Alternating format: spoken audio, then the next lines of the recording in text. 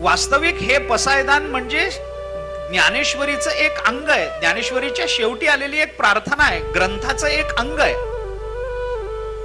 पण ग्रंथामध्ये येऊन सुद्धा ग्रंथापेक्षा वेगळेपणाने मिरवण्याचं जे भाग्य फार कमी प्रार्थनांना मिळालं, त्याच्यातली अग्रेसर प्रार्थना म्हणजे पसायदान आहे. ती ग्रंथातच आहे, पण ग्रंथापेक्षा वेगळेपणाने ती मिरवतीये. ग्रंथात राहून सुद्धा वैलक्षण्य सिद्ध करणं, ग्रंथामध्ये राहून ग्रंथाचं एक अंग होऊन सुद्धा स्वतःचं व्यावर्तकत्व सिद्ध करणं, हे पुण्य या प्रार्थनेच्या मागे उभं आहे. तसं जर बघितलं तर भगवद्गीता सुद्धा महाभारताचं एक अंग आहे. भीष्म पर्वामध्ये भगवद्गीता प्रकट झाली, पण महाभारतापेक्षा स्वतंत्र ग्रंथ रूपत्वाचं स्थान तिला मिळालं ना. गीता आपण स्वतंत्र ग्रंथ मानतो, वास्तविक ती महाभारताचं एक अंग आहे.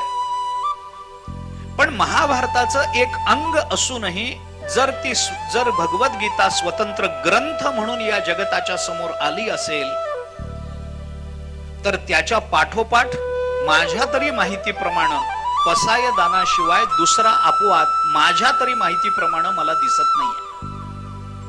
भगवद्गीता झाली भगवान श्रीकृष्णांच्या काळामध्ये, आणि ज्ञानेश्वरीतलं पसायदान द्वापार युग ते कलियुग या युगांतराचा विचार जर आपण केला तर एवढ्या मोठ्या कालावधीमध्ये ग्रंथाचं अंग असूनही स्वतंत्र मान्यता प्राप्त होणं, याचा एकही दुसरा अपवाद माझ्या तरी माहितीत नाहीये. कदाचित आपलं वाचन जास्त असेल, आपला अभ्यास जास्त असेल, तर मी चुकत असेल तर मला आपण दुरुस्त करू शकता. आपलं व्यासंग जास्त असेल, आपल्याला माहिती असेल कदाचित तर,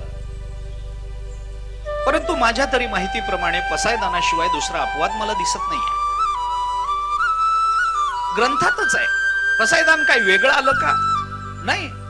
इतक्या सहजतेनं ते ग्रंथामध्ये आलं की सगळी ज्ञानेश्वरी सांगून झाल्यानंतर ज्ञानेश्वर महाराजांनी आपल्या सद्गुरूंच्या चरणाजवळ प्रार्थना केली की तुमच्या कृपेनं मी हे सगळं केलंय, तुमच्या आज्ञेने मी हे सगळं सिद्ध केलंय, आणि हे जे सिद्ध केलं ते माझ्याकडून जरी केलं गेलेलं असलं तरी याच्या मागे तुम्ही आहात, तुमचं सामर्थ्य आहे.